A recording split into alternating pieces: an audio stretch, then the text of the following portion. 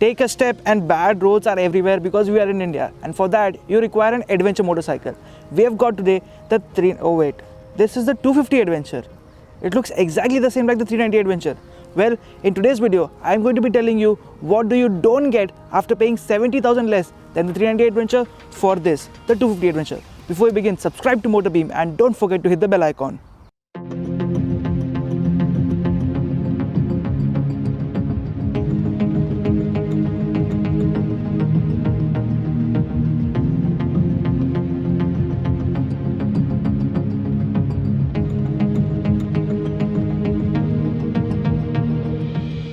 If I talk about the styling bit, the first thing which is very evident is that the headlight is gone missing. Well, the headlight is not gone missing, but the LEDs have gone away and you've got halogen headlight over here, which is exactly the same as the Duke 200 or the 125, which is the newer one.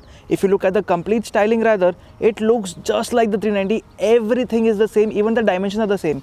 Right now, the motorcycle is very dirty. Even I am a slight bit dirty because we have been testing this motorcycle to the core. And I can tell you one thing, the differences are evident, but styling wise, this motorcycle stays it out. The dimensions, the proportions just say that this is definitely an adventure, but slightly low on the power front. There's one point that I have to mention here is that the handlebar is slightly different. Although it looks exactly the same, but this one is a slightly heavier unit. This one is a steel handlebar for cost cutting, while you used to get aluminum on the 390 Adventure. And from a wider view, you can see that the motorcycle looks exactly the same, although you get two different colors as compared to that of the 390 Adventure, and the tires are slightly different, although the sizes are the same, but now you get MRFs. These MRF tires look exactly the same like the international variant gets, the Continental tires. Copy paste, right on point. Even though this is a 250, you still get good grab rails for the pillion, you get knuckle guards for the rider, while the windscreen is adjustable to two levels but with a screw.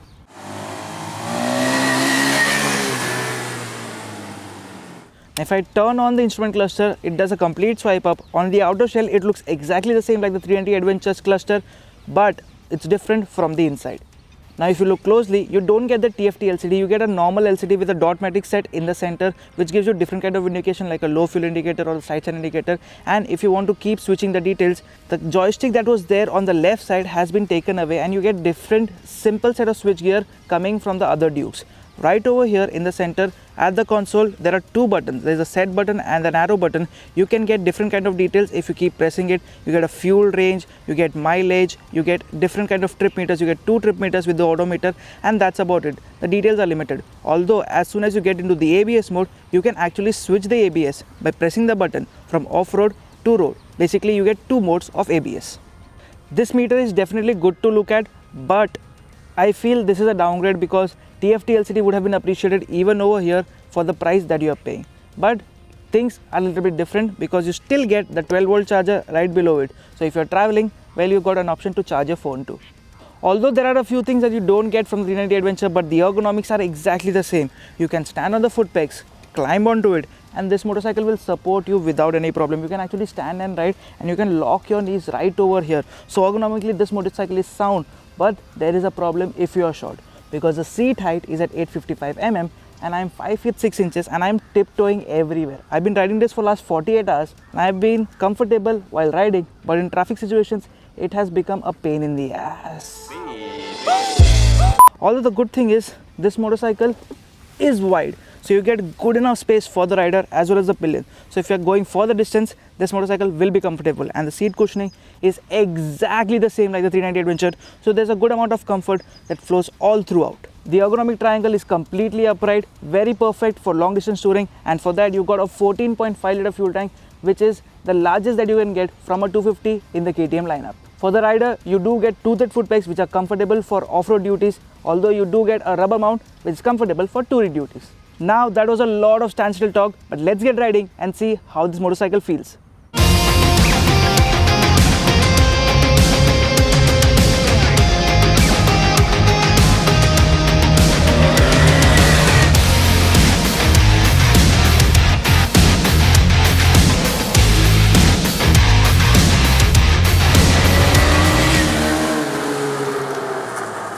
I guess KTM likes playing Lego because they take parts from different motorcycles, bring them together and make a new motorcycle. And that is what has actually happened here for the 250 Adventure, because the body is of the 390 Adventure while the heart is of the 250 and everything else is actually just the 390. The heart of the matter is the 250cc motor, which produces 30 PS power and 24 Nm of torque. It is exactly the same like the Husqvarna's or the KTM Duke 250, and the power feels just about right in the top end. There's a decent mid-range, but the low end is lacking. This motorcycle does not feel as eager in the low end or in city riding conditions. In the mid-range, it feels decent, but if you whack open the throttle, once it crosses the 8000 RPM, that is when this feels lively. And that is because this motorcycle weighs exactly the same at 177 kgs, which is quite a lot heavy, actually the heaviest in the 250cc lineup. The throttle response is decent and there is so much space around the engine that the mounting points have had good cushioning, so that vibrations keep coming in only towards the red line, and the red line is at 10,500 RPM, and that is where this motorcycle feels a lot livelier, and the shift lights keep hitting your eye that you need to shift the gears. Talking about gears, you do get a 6-speed gearbox with slipper clutch, while the clutch is light, although you don't get quick shifter, which is up and down both, and you miss out on traction control too. So the only set of electronics that you get on this motorcycle is ABS, which is switchable. But from a few days of riding, I can say that this motorcycle does not require those set of electronics, because you get that raw feel from this motorcycle, although a little bit more power would have been appreciated, or a little less weight too.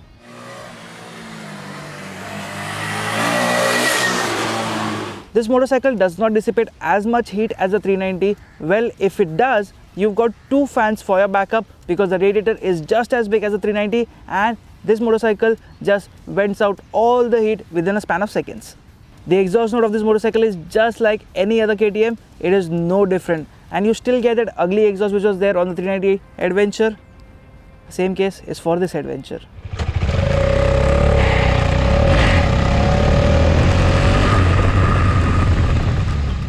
If you are expecting exaggerating mileage from the 250 Adventure, well, that is not possible, because this motorcycle is slightly heavy. It is not as efficient as the other 250s, but it is definitely efficient than the 390 Adventure. You can expect a mileage between 27 to 30 km per liter, and that is what I have been getting in the last 48 hours. But if you ride it sanely, calmly and keep a calm throttle, you will definitely achieve 31 to 32 km per liter, and that is good enough for touring duties. Even for the throttle, you don't get ride by wire. So this motorcycle is bare basic and it has that raw feel.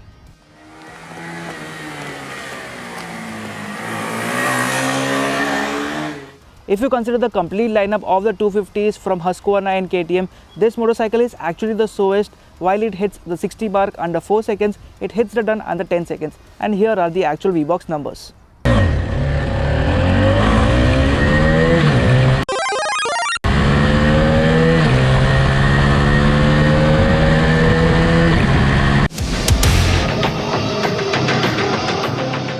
Dynamically, this motorcycle is just like the 390 Adventure. There are no changes at all. The chassis is the same, the suspension setup is the same, the swing arm is the same. Everything is so similar that if you are riding sanely, you won't find any difference. But if you try to push this motorcycle, that is when you will find the difference, because this motorcycle does not have that punch that you can slide the tail out as you could on the 390 Adventure. However, it is slightly possible.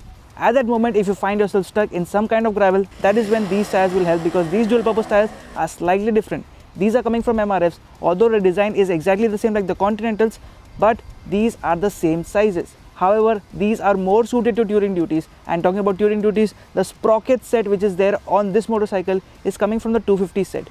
So the brakes are slightly different in terms of brake pads. You don't get the set of sintered brake pads which you used to get in the 390s, although you get normal ceramic simple brake pads. So now what this has done is the brake life has improved. So you change brake pads and the disc plate at a longer interval, but then the braking feedback is not as strong. If you stand on the brakes, you do get that feedback on the levers, which is not as confident inspiring as you used to get on the 390 Adventure. This motorcycle comes equipped with WP Apex suspension both at the front and the rear, but the suspension setup is slightly harder, although if you have a pillion, you will be still comfortable and will be able to do the distance without any problem. But you encounter bad roads, and if you are riding solo, you will have to adjust the suspension according to your liking and to your weight, because as a stock, this motorcycle is bare uncomfortable. You do get brilliant feedback to the handlebars, and this motorcycle is agile as well as nimble, but not as stable if you are hitting across the ton. So if you are cruising close to 130 km per hour, this motorcycle has that wobbly feel because of the tall stance. The ground clearance also comes in very handy, so you can do off-road duties like a breeze. Although you do get a plastic bash plate, which is kind of a miss.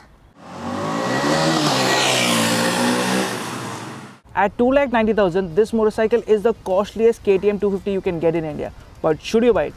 Let me tell you by saying that the BMW G310 GS was the costliest motorcycle you can get in the adventure category, and that is why people were picking the 390 Adventure like hotcakes. For the BS6 update, BMW has slashed the prices, and that has become a lot more attractive, and that is when this one comes into the picture. But the actual competition for this motorcycle is not the BMW or not anything else. It is the Royal Enfield Himalayan. This motorcycle is loud. It is taking up all the sales in the adventure category, and if you want to get yourself a pure adventure motorcycle, you should prefer that. But if you want something a lot more fun, this is the one for you. On that note, thank you so much for watching. If you liked it, do hit the like button. I'll see you guys in the next one. Bye bye.